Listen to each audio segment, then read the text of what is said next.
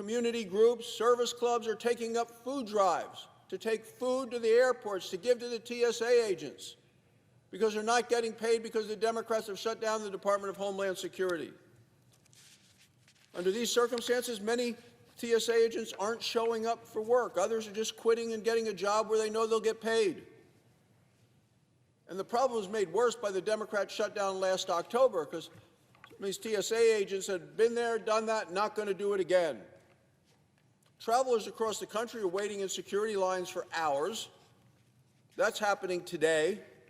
And Democrats keep voting to make the wait times even longer because they refuse to fund the Department of Homeland Security. Some of them come to the floor and say, we're going to peel it apart. The Department of Homeland Security was set up after 2001 and the terror bombings and 9/11. It's a comprehensive program to protect the homeland and the people that live here, Mr. President. Democrats want to peel it apart, say, well, we'll fund this little corner, but not that portion and not this portion, and okay over here. We need this comprehensive Department of Homeland Security on the job, working, being paid, doing the training that needs to be done.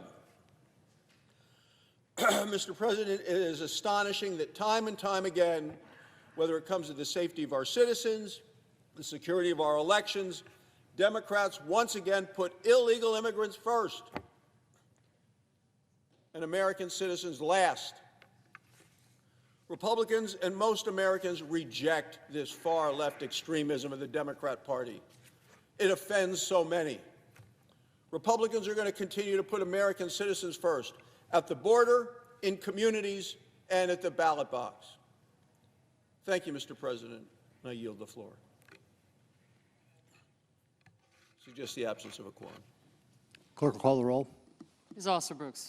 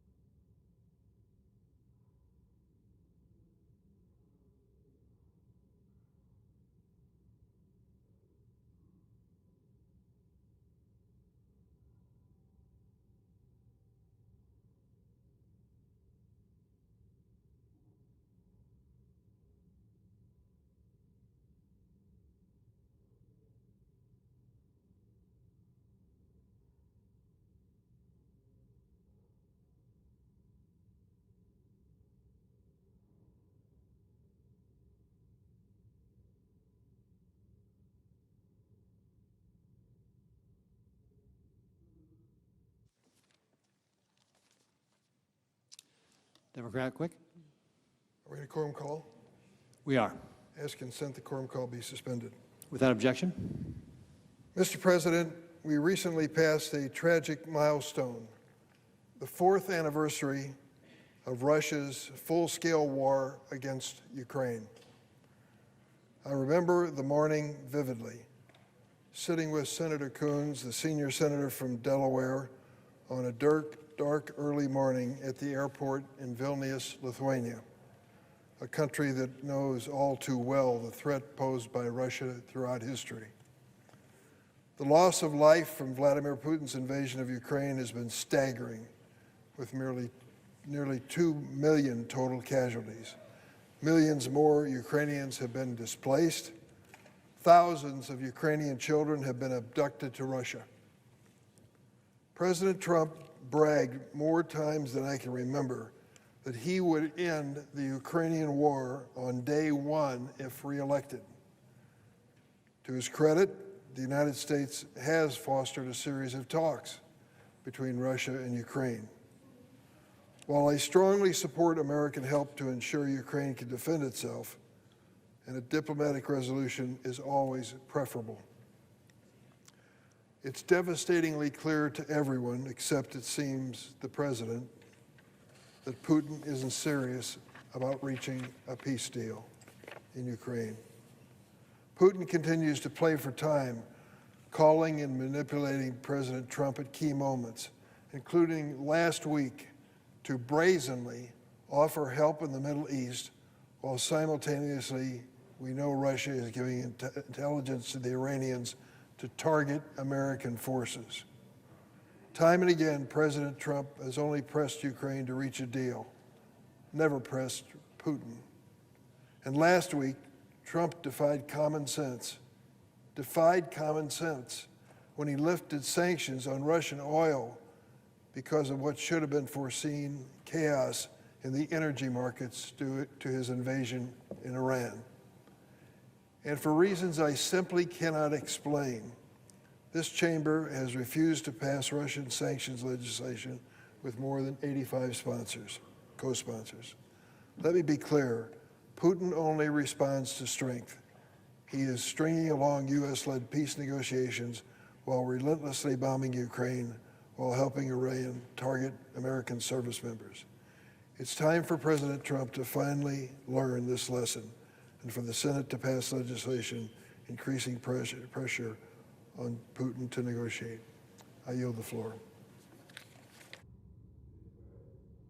Minority Leader. I understand that there are 4 bills at the desk due for a second reading en bloc.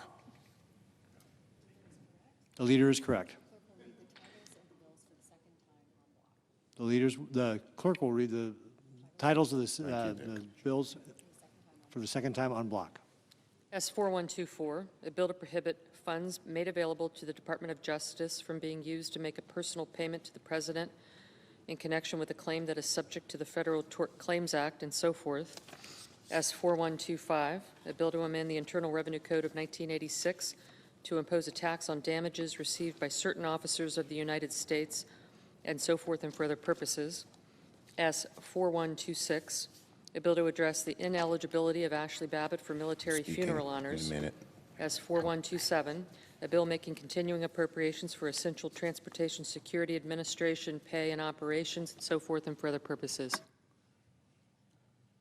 In order to place the bills on the calendar under the provisions of Rule 14, I would object to further proceeding en bloc. Objection having been heard, the bills will be placed on the calendar. Thank you, Mr. President. Now, Mr. President, there are so many issues Senate Republicans could be working with us on this week that Americans actually care about.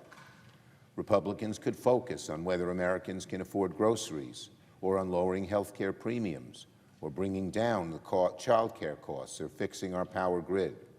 But what have MAGA Republicans chosen to focus on this week? Voter suppression. That is what the Republican Senate is wasting our time on, pushing a voter suppression bill that most Americans do not support, a bill that appeals to only the most fringe element of the MAGA base. If this is the path our Republican colleagues want to take, Democrats are ready. We will hold the line to ensure the forces of voter suppression do not win the day. We will debate this bill for as long as Republicans want, because the more time we spend on this bill, the more Senate Democrats will expose it for what it really is. I heard our senator from Utah last night talk on the floor, and he talked, times I heard him, about having an ID when you go vote. This SAVE Act is not about voter ID. In fact, the original bill didn't even have a sentence about voter ID, and they had to put it in at the last minute so it could meet their subterfuge argument. Democrats support common sense voter ID, but this bill is not that, not at all. So don't lie and make it seem like that's the purpose of this bill, because it isn't. It's just a sentence that was added at the last minute so they could engage in this subterfuge. This is suppression, a MAGA power grab that could disenfranchise more than 20 million American citizens. Because what's the core of the bill? The core of the bill is handing the voter rolls over to DHS, putting them through an algorithm designed by Moj and Musk that supposedly knocks out illegal immigrants from voting. But the evidence is almost no illegal immigrants vote. And on an experiment in a county in Missouri, more than half the people knocked out were American citizens using this algorithm. Is that what the senators from Missouri or any other state want, their legitimate citizens being knocked off the ballot, being purged, and then not knowing about it until you show up to vote on Election Day and you say to the person at the election facility, well, I voted at this booth I voted at this place for 20 years. I've used the same ID. Well, you were knocked off. And to get back on is very onerous and very difficult. It's harder to re-register under this bill than it is to purchase a firearm. It's absolutely crazy. And it's all based on one fact, that Donald Trump has lied that our elections are rife with voter fraud. We know that's bull. Even the Wall Street Journal, no friend of Democrats, certainly no friend of mine, said in an editorial yesterday, the Wall Street Journal said the president's voter fraud claims aren't backed by hard evidence. And yet that's what this bill is supposedly all about. I hope every single Republican yesterday read the editorial in the Wall Street Journal, because they may not listen to us from this side of the aisle, but maybe they'll listen to the Journal. The SAVE Act makes voting harder and makes registration much harder for U.S. citizens. For U.S. citizens, the Journal notes many driver's licenses wouldn't qualify. So I ask my colleagues on the other side of the aisle, do you want to tell your voters, your citizen voters, that if they move and have to re-register, it's much harder? I don't think so. The Journal makes another important point. He says the SAVE Act can't save Republicans from voter anger at unpopular policies. Let me say that again, Wall Street Journal editorial page, quote, it can't save Republicans from voter anger at unpopular policies. Even the Wall Street Journal seems to recognize why Donald Trump and MAGA radicals are so obsessed with this bill. They think it will save them from what other looks like a bad November, a November where voters are fed up with Trump's policies. That's what's going on here. If Donald Trump and MAGA Republicans are so worried about November, the answer shouldn't be to take away the vote. It should try to come up with policies that are popular. Rethink their awful policies that have made life more expensive and painful for working people. If Donald Trump and Republicans are worried about November, then maybe they should have focused on lowering costs instead of kicking millions of people off health care. Maybe Donald Trump should not have started an unpopular war in the Middle East with no plan on how to get out. Maybe MAGA Republicans should stand up to Donald Trump's tariffs. A lot of them didn't like them. A headline from AP today read, Trump's tariffs are hurting American manufacturers instead of helping them. That's from the AP. Of course, Trump will say we should get rid of the AP when they don't agree with him. That's another issue. Maybe Republicans should fight against Donald Trump's corruption, his lavish gifts, his pardoning of ultra-rich fraudsters, his administration's crypto get-rich-quick schemes. But instead of doing any of these things, instead of doing what Americans want Republicans to do, MAGA radicals instead are trying to take away the vote. They want to short-circuit the mechanisms of accountability that underpin our democracy. If MAGA Republicans want to waste this week and beyond on voter suppression, we're happy to have the debate. We're happy to show the American people how radical the SAVE Act is and how out of touch Republicans have become by wasting time on this bill instead of lowering costs like people want. How they're going to, with this bill, disenfranchise millions of their own voters, Republican voters in red states, by doing this bill. On Iran. Well, we're 3.5 weeks into Donald Trump's Iran war. And today, the price of Brent crude hit nearly $110 a barrel. Experts say that even if the war ended tomorrow, it would take a long time for prices to come back down. We know oil prices are sticky for going down. When oil prices spike quickly, they tend to fall very slowly. And now central banks are worried that Trump's war is driving up costs not just for energy, but for transportation, for shipping, and other key goods that pass through Middle East. Mortgage rates, after inching down, are moving back up. And the worst part is there are no signs the war is going to end tomorrow, next week, or anytime soon. Donald Trump, the old saying is, if you break it, you buy it. Donald Trump's breaking the Middle East. But now he's trying to dodge the cost and leave the American people with the bill. So I will reaffirm again what Democrats have been saying for days. We need cabinet officials to testify because the story from the administration does not add up. This morning, before the Senate Select Committee on Intelligence, Tulsi Gabbard insisted in her prepared remarks that Donald Trump's operation from last year, Midnight Hammer, did in fact, she says, obliterate Iran's nuclear enrichment program. She noted there have been no efforts since then to try and rebuild their enrichment capability. So what gives now, Tulsi? Why did Donald Trump strike Iran again if you say that Midnight Hammer did in fact obliterate the nuclear enrichment program? And of course, nobody wants a nuclear Iran. Why do the American people still not have any clear answers on the goals and timeline of this war? Secretary Rubio needs to publicly testify under oath. He must answer tough questions from both sides of the aisle, which there will be, in public. Hegseth needs to testify publicly under oath. The American people deserve to directly hear from them. They deserve answers. They deserve accountability. And they need to hear from the administration about how we're going to get out of this before it's too late.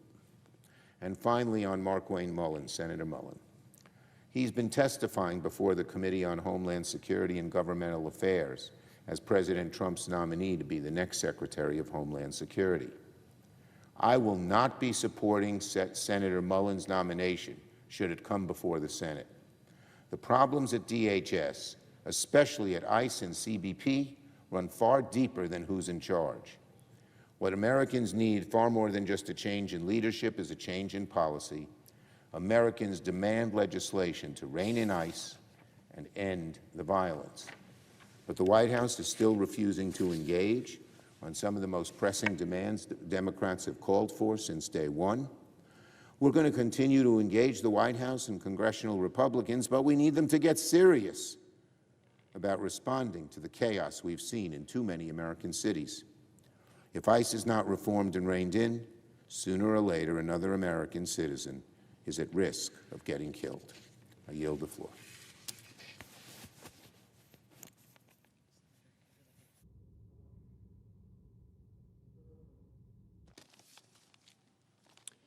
Senator from Wisconsin. Just like to offer a few words of rebuttal to the Democrat leader. He talked about high oil prices. He didn't mention the fact when President Biden was in office and the Democrats were in charge, in June of 2022, the national average gas price reached almost $5 a gallon. That same month, inflation was 9.1%, a 40-year high. And again, that wasn't because President Biden was having to do something hard to take care of the menace that Iran was. President Biden was coddling Iran, pumping billions of dollars into their economy, into their military, into their proxies. You know, gasoline was $5 a gallon because of their war on fossil fuels, because of Democrat policies. So need to correct the record there. Second point I wanted to make is I heard the Democrat leader say that Democrats are, I think this is what he said, are in favor of common sense voter ID. Well, if that's the case, I'm sure we'd be happy to work with them to deliver that, because 80% of the American people agree with a picture ID to vote. 80%. It's the Democrats who refuse to put any kind of controls to ensure the security of our elections. But I think he completely mischaracterized what the senator from Utah's bill, the Save America Act, actually does. It's not going to make it harder to vote. It's going to make it harder to cheat, because Americans do not want their legitimate vote canceled by a fraudulent one. But, you know, we're going to actually, we've got this bill on the floor. We're going to be debating it. The way the Senate debates things is we offer amendments. Republicans will be offering amendments to add to it things that, again, the American people support with 60, 70, 80% majorities. But if Democrats actually have a constructive approach to a common sense ID that 80% of Americans would agree with, talk to us. My guess, Senator Lee, would be happy to clarify the legislation to prove the fact that we're not going to make it harder to vote. We're just going to make it more difficult to cheat. So again, this ought to be, from my standpoint, a very instructive, hopefully a very productive debate over the next number of days, maybe number of weeks. This is important. You know, in 2016, Democrats were the ones that said it wasn't a legitimate election when Donald Trump first got elected. 4 years later, tables were turned. All of a sudden, the other half of America was saying it's not a legitimate election. This is an unsustainable state of affairs. The only way to cure it is for common sense election controls to make sure that we have the integrity so that no matter who wins an election, both sides agree that that's a legitimate result. That's what we're trying to achieve as Republicans. Again, we don't want to see somebody's legitimate vote canceled by a fraudulent one. I think the fact that Democrats are opposed to virtually any, probably all, election integrity measures just proves they want to make it easy to cheat. And I'll throw in one final comment. The Baker-Carter Commission, I would call it a completely nonpartisan commission that looked at our election system and tried to identify, you know, how can we make it as secure as possible.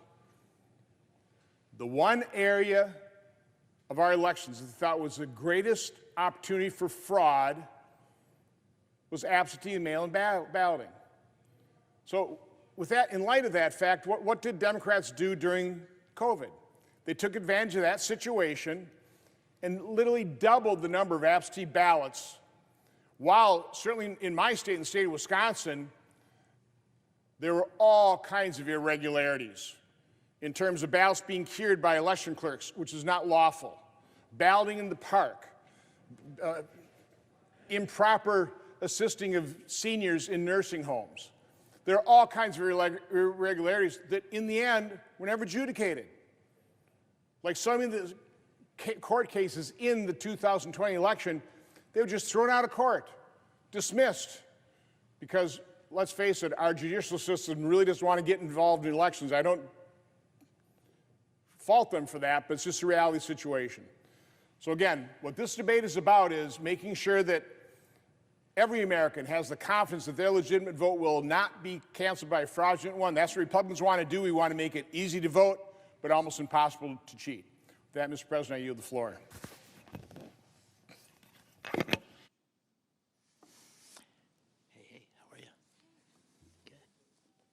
Nice to see you.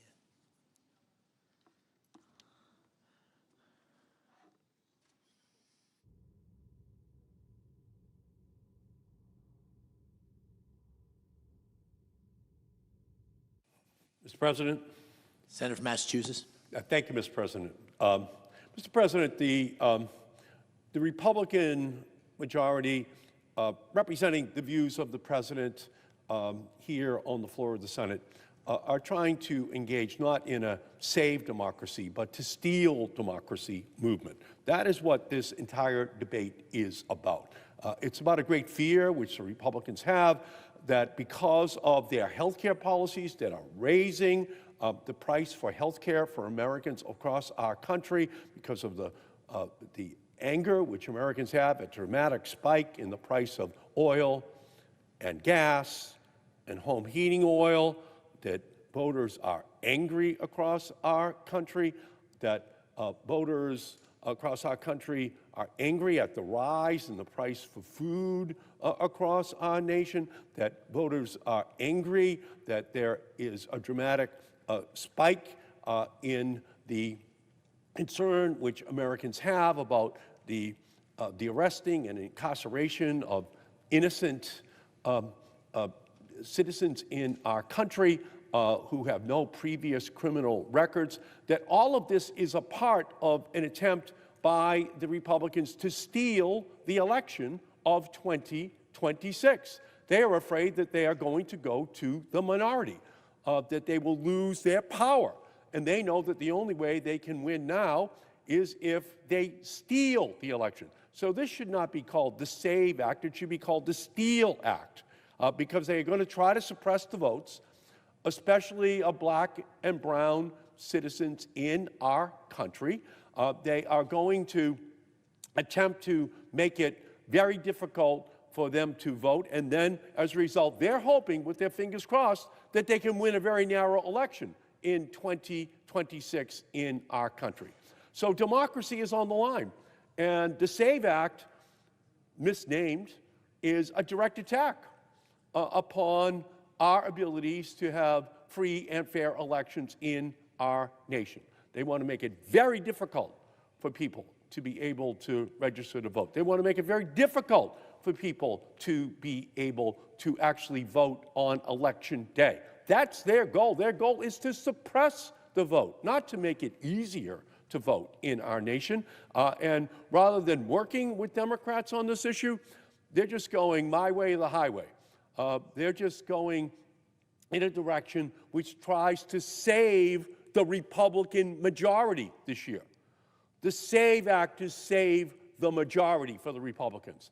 That is right now in serious jeopardy. And even today, we see that the latest news is attacks upon further Iranian natural gas fields, which is leading to a further spike in the price for oil and gas and home heating oil in the United States of America.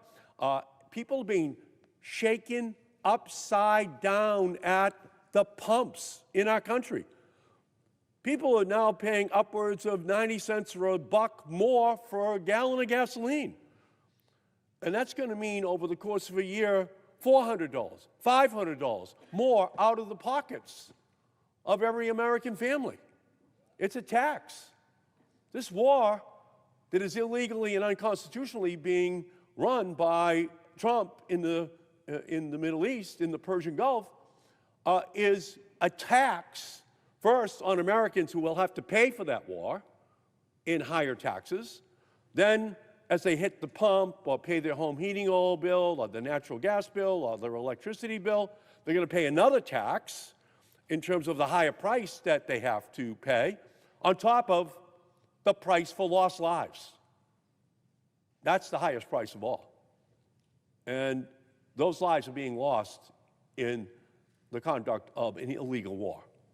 And it's all now coming back to our homeland. It's all coming back to the price of oil, of electricity, of natural gas, of home heating oil that every American family is going to have to pay. the only way to solve this problem is to end that war.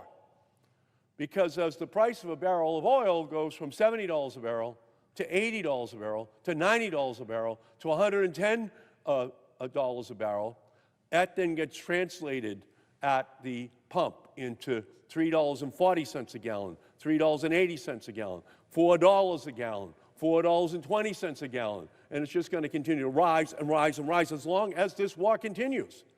So it is absolutely imperative that Trump ends this war, because families at home are paying the price.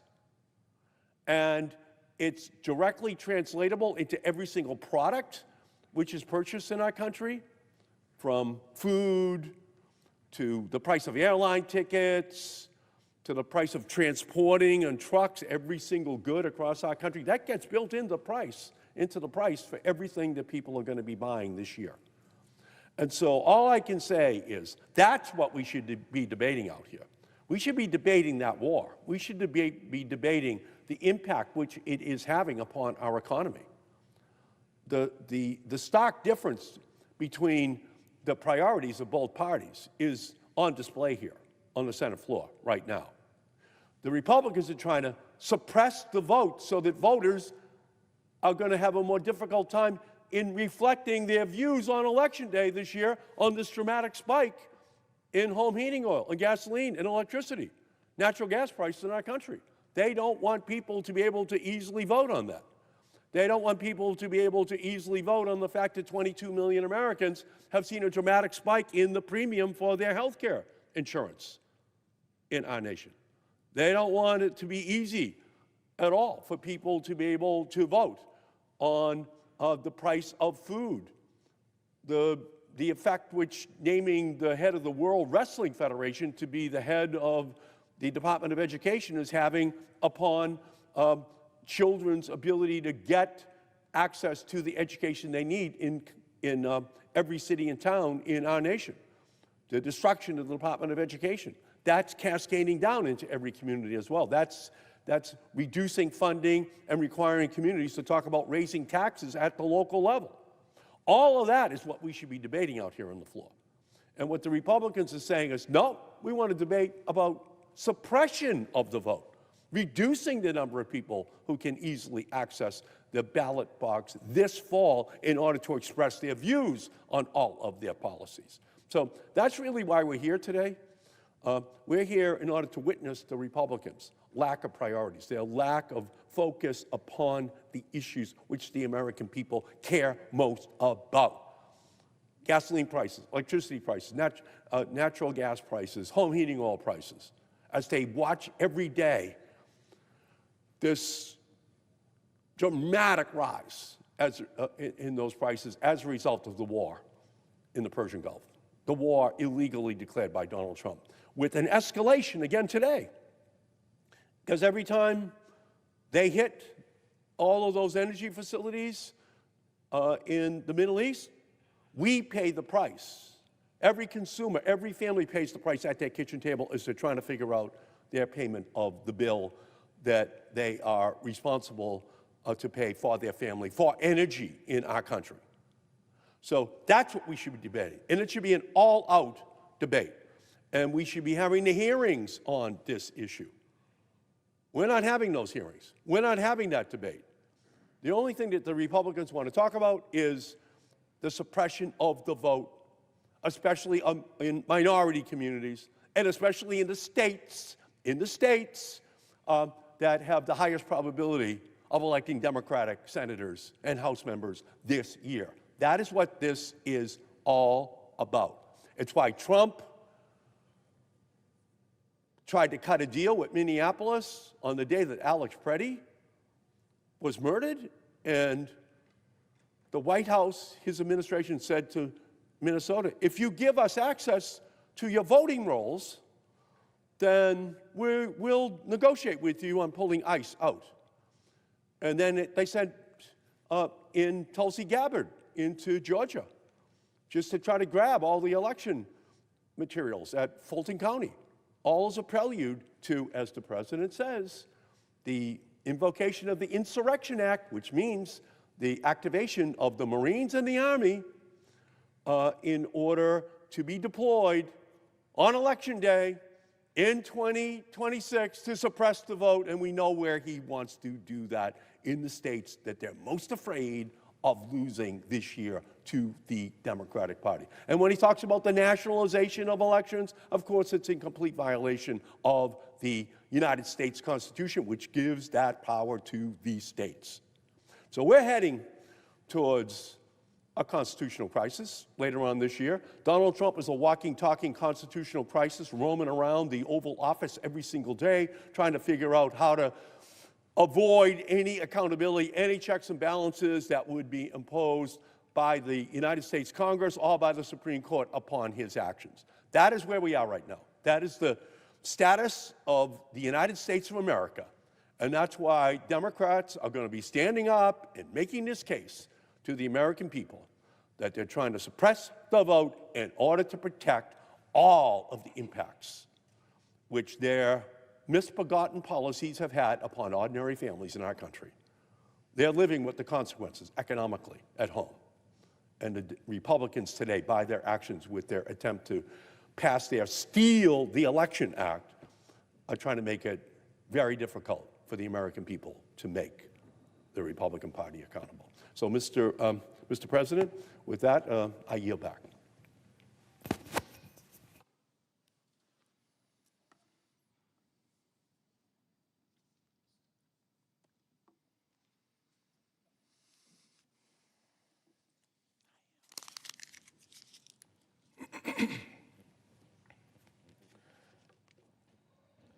Mr. President, Senator from Georgia.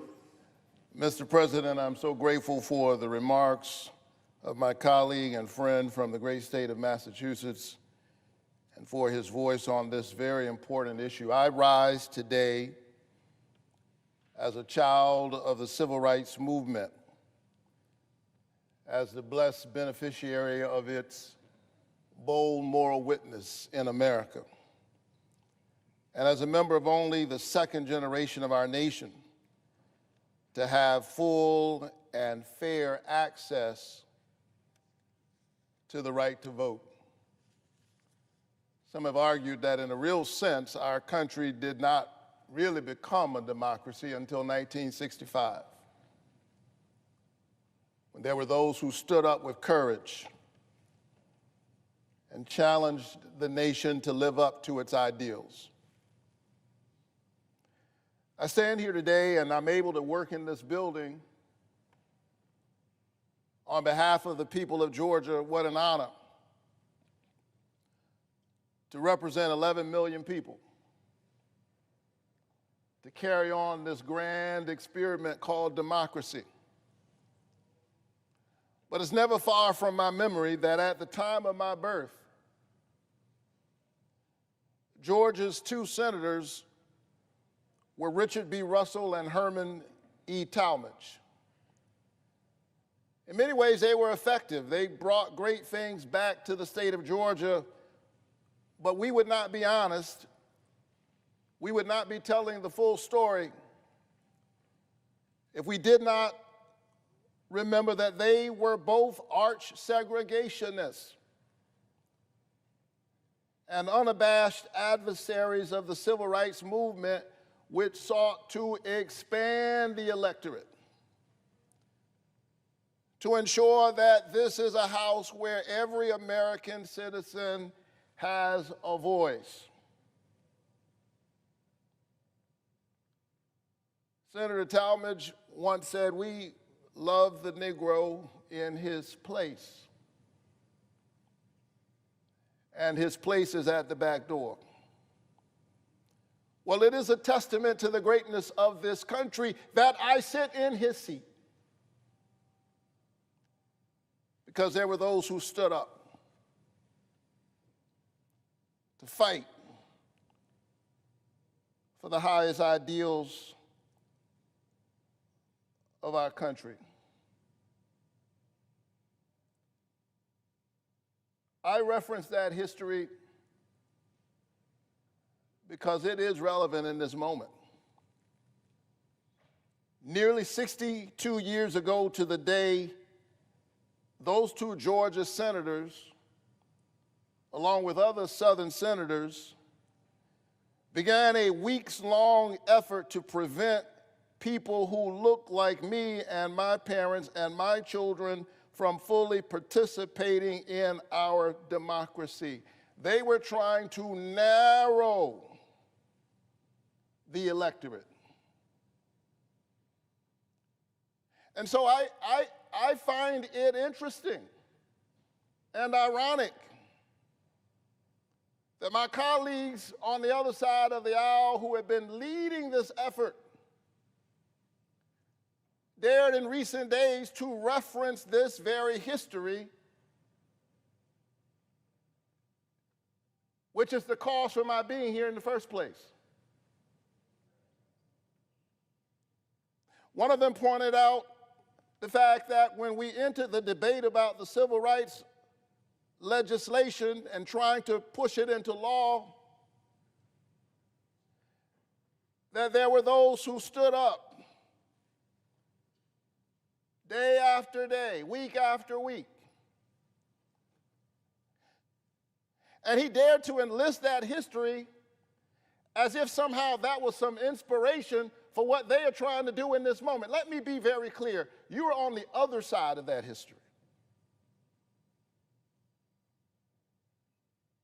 You're on the side of those who are trying to narrow the electorate. And so if you want to pass the SAVE Act, that is your prerogative. If you want to argue that folks have to have a birth certificate or a passport just to be able to register to vote in a country where most Americans do not have a passport, if you want to effectively disenfranchise women, disenfranchise poor people, working class people who have to struggle for the right to vote, that is your prerogative. But be very clear, you are not on the side of the movement, you're on the other side of that history.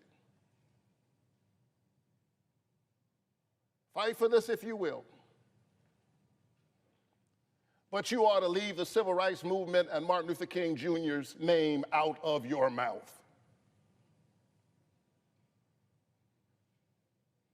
This country goes through moments where the electorate expands, and then it goes through moments when it contracts. And we're in a contraction moment. We're in a moment where, in the words of the administration itself, it was a cabinet official in the White House herself who said that we just want to make sure that, quote, the right people are voting. The right people. The right people are voting. That was the argument in the 1960s. And had those who wanted to make sure that the, quote, right people were voting, had they prevailed, I would not be standing here today.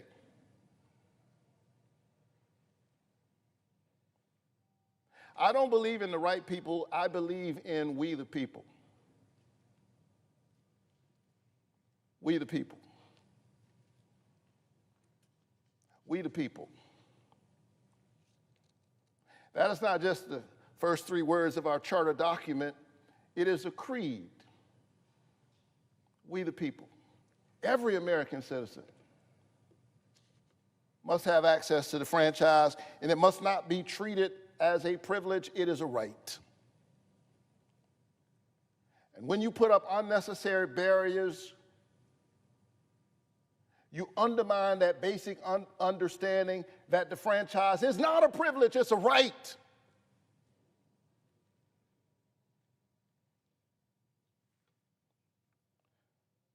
I often say that a vote is a kind of prayer for the world we desire for ourselves and for our children. And our prayers are stronger when we pray together. There are no right or wrong people. There's only the American people. And they put up this SAVE Act arguing that they want to make sure that it's only Americans who are voting, but they have demonstrated, they have provided no evidence that voter fraud is a real thing through voter identification. We know that this will disenfranchise thousands, if not millions, of Americans. We have no evidence that this is a problem that actually needs to be solved, and yet they have shut down much of the business of the Senate in order to do this. They are hell-bent on getting this done. Donald Trump said that this is his #1 priority, and so it begs the question, why is this his #1 priority? With all the things going on in our country, why is this the main thing that he feels he must get done? Why is he afraid? I'll tell you why. It's because he knows that he has broken every promise he made. He said that he was going to lower your costs. Instead, he's doubled health care premiums for 22 million Americans. His tariffs have cost the average family over $1,000 a year. Gas prices are spiking and show no sign of coming down anytime soon, but this is his #1 priority. He said he was going to be the president of peace, but he has attacked 17 countries and counting. And yet again, we find ourselves entangled in another endless war with no end game and no idea of what victory even looks like. All the while, we have important problems right here at home.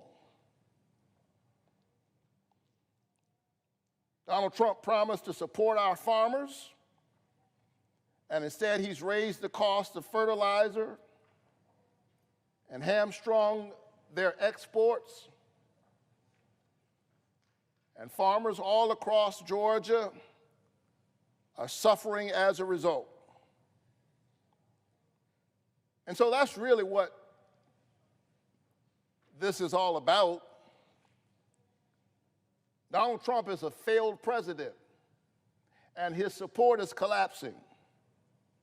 I hear it all across Georgia, in rural towns bearing the brunt of the president's immigration policies and farmers dealing with the realities of a trade war. This president claims to be America first, but in the name of protecting United States citizens, his deportation machine has seized over 170 citizens.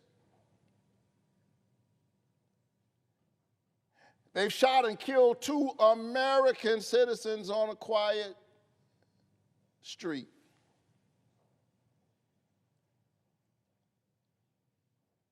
I went to stand where they lost their lives.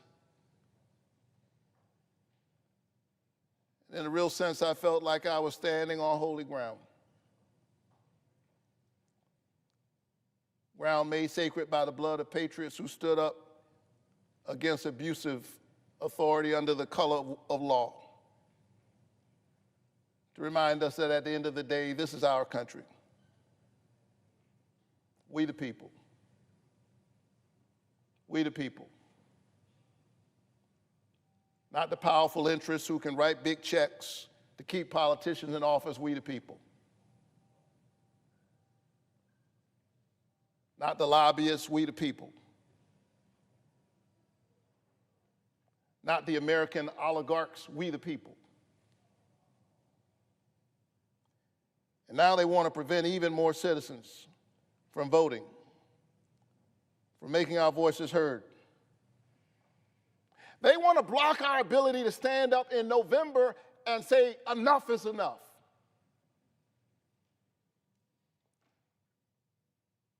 And so the president is panicking. He's doing what he always does.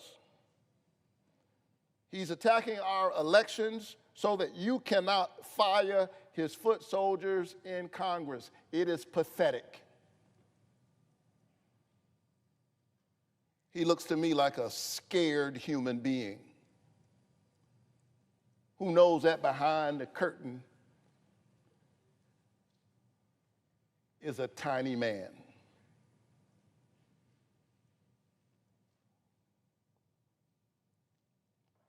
We will not be intimidated.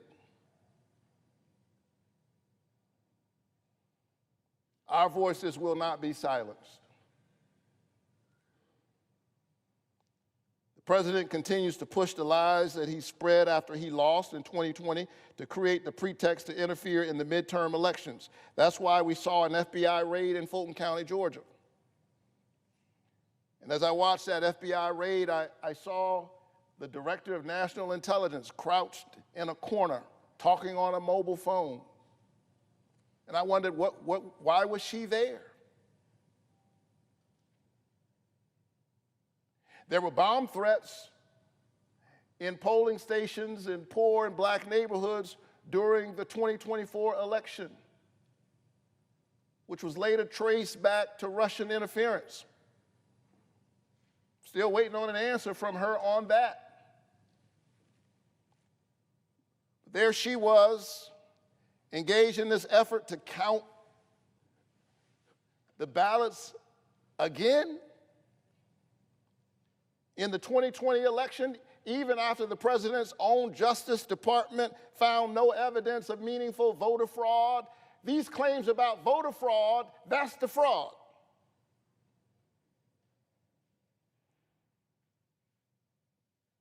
That's the fraud.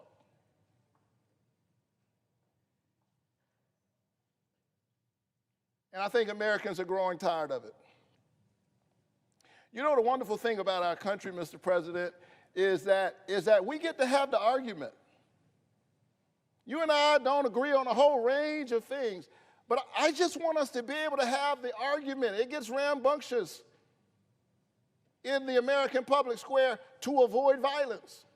But at the end of the day, everybody gets to go to the polls. And the most powerful words in a democracy are "the people have spoken." And so I will always cast my lot on the side of democracy. I'm hopeless in this regard.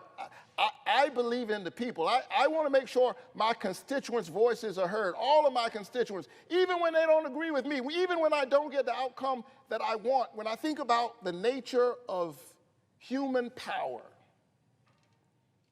and human pride, and forgive me, but I'm a preacher after all, human sin,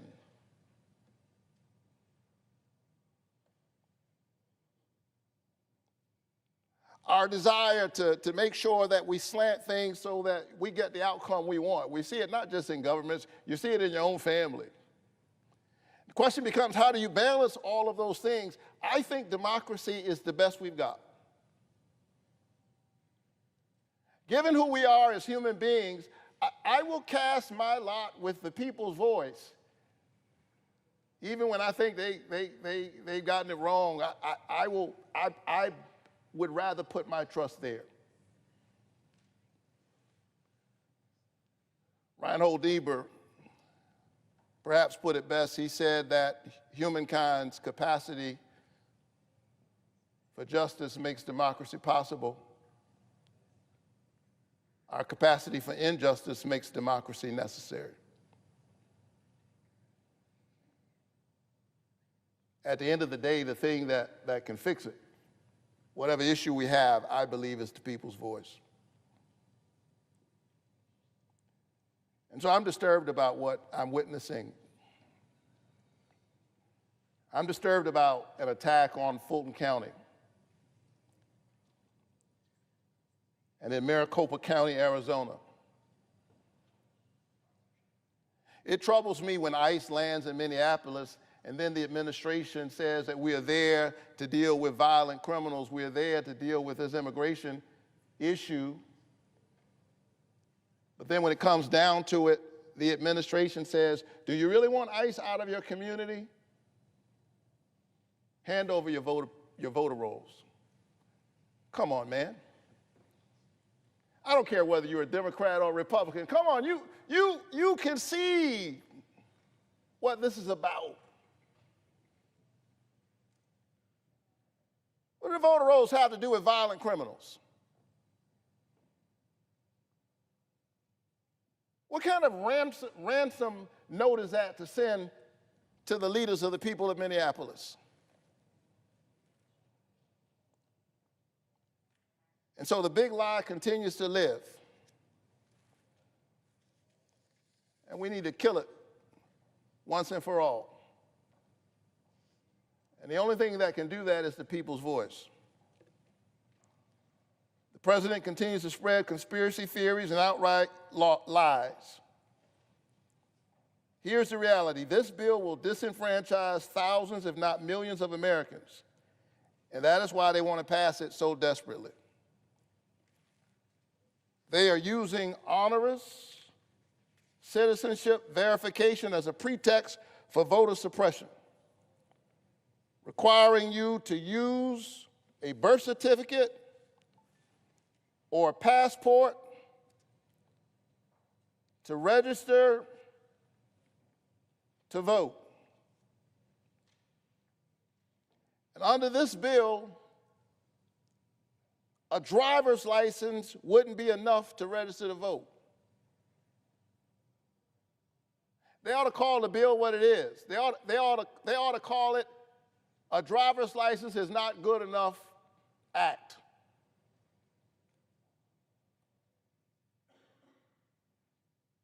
They call it the SAVE Act, but the question is, what are they trying to save? They are not trying to save our elections. They are trying to save their own power at any cost.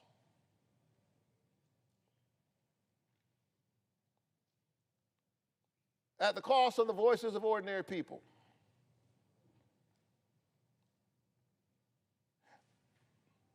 Let's think about this in practical terms. If you change addresses, even if you move down the street, and you've been voting for years, do you want to have to track down your birth certificate, which you lost while you were moving, in order to register to vote?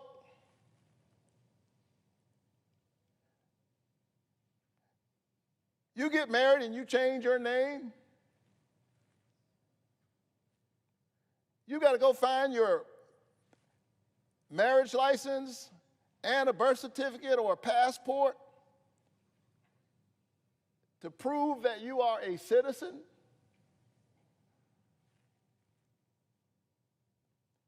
More than half of Georgians, or 5.4 million people, lack a valid passport. And as many as 2.2 million women in Georgia may not have a birth certificate that matches their current legal name. And so women are disproportionately disenfranchised by this piece of legislation, which again is a solution in search of a problem that does not exist. Let me be really clear.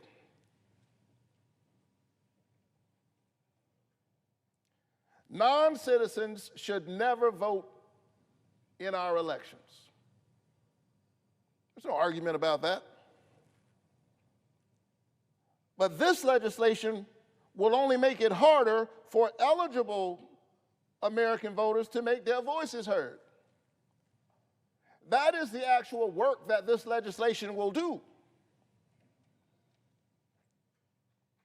We know that about 760,000 voting-age Georgians who are United States citizens would have difficulty showing documentation proving their citizenship.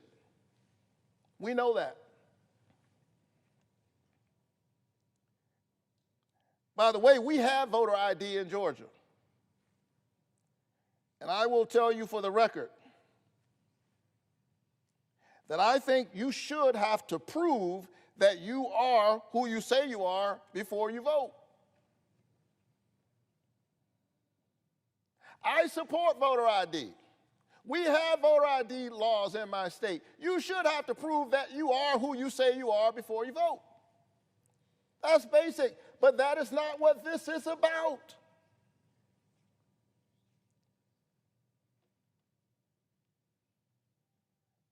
This is about onerous voter ID requirements used as a pretext and as a tool for voter suppression. Because there are those in the administration who want to make sure, quote, the right people vote.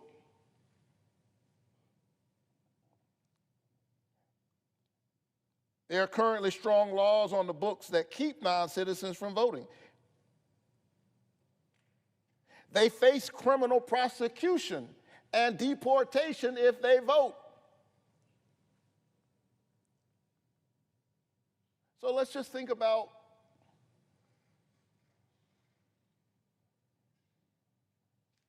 the risk-reward analysis, the cost-benefit analysis. You will be criminally prosecuted if you try to vote and you are not a citizen.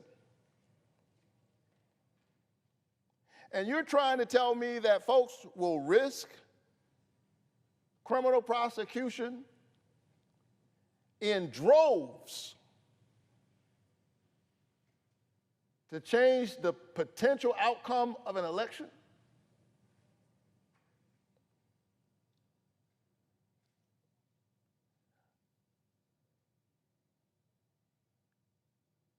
Are you trying to tell me that folk will try to vote twice? It's hard enough to get folks to vote once, let alone twice.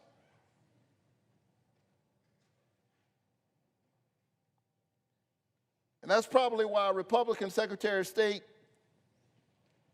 Brad Raffensperger found only 20 instances of non-citizens registered out of 8.2 million in Georgia. 8.2 million people registered to vote in Georgia. The Republican Secretary of State found 20 instances of non-citizens who were registered, and only 9 had ever attempted to vote. And the majority did so before 2012.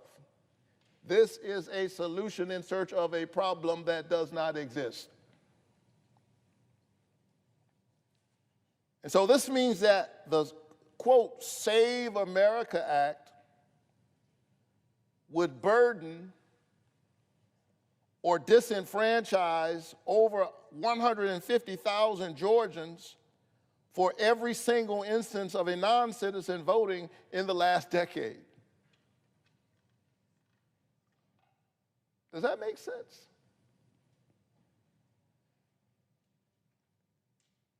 You keep one non-citizen from voting, you disenfranchise 150,000 for everyone?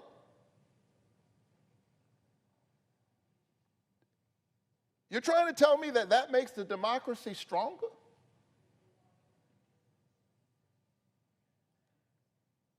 More representative of our interests?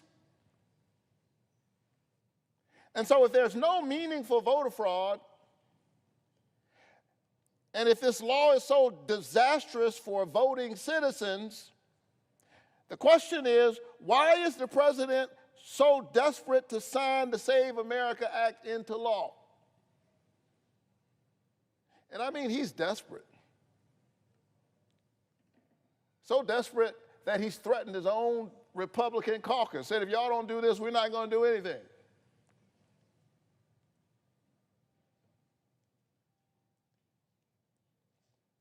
The president is trying to take away your right to vote so he can hold on to power. And Washington Republicans are trying to help him do it. They're using the Save America Act as a pretext for voter suppression.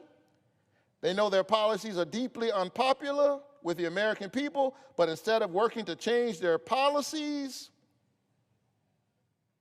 instead of working to get more people access to the health care that they need, they're taking health care away from 15 million Americans. Instead of working to lower the cost of groceries, they're instituting reckless tariff taxes that make everything more expensive. Instead of actually working on behalf of the American people, they're working to change who can vote in the next election.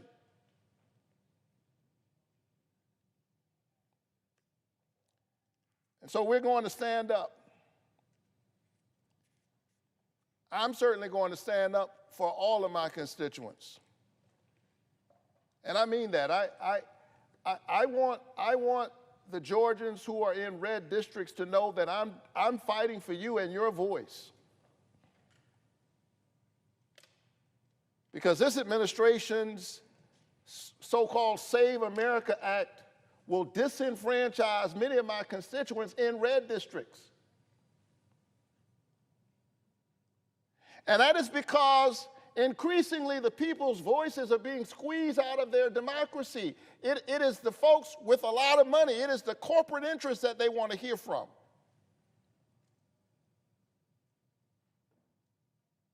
And you're living right now with what happens when your voice is diminished. I see it. I see it in rural red counties that I visit all the time, where their rural hospital is either closed or it's almost near closing. Because they cut $1 trillion out of Medicaid. I see it in the eyes of farmers who are burdened by these tariff taxes and how it's creating damage and wreckage for their businesses. I saw it the other day in Social Circle, Georgia, where the administration is determined to put a 10,000-bed ICE detention center in a town of 5,000 people. 5,000 people in Social Circle, Georgia. The administration went in, bought a warehouse for $128 million. And the mayor, the city manager, the leadership of Social Circle, Georgia, learned that there would be a detention center in their town that would triple the size of their town by reading about it in the Washington Post.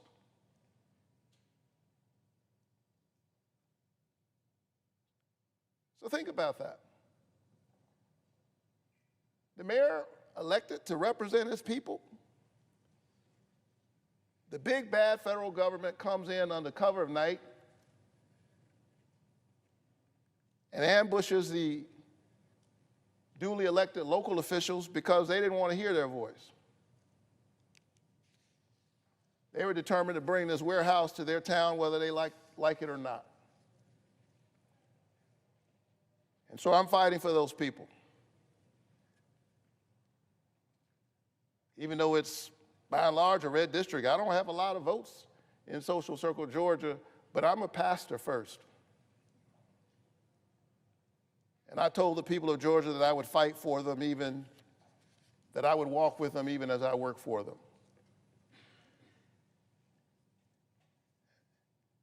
And so this is about the voices of ordinary people. This is about saving our democracy. As I close, and nobody believes a Baptist preacher when he says, as I close. But I'm not trying to break any records today. Andrew Young tells me the story that when they passed the Civil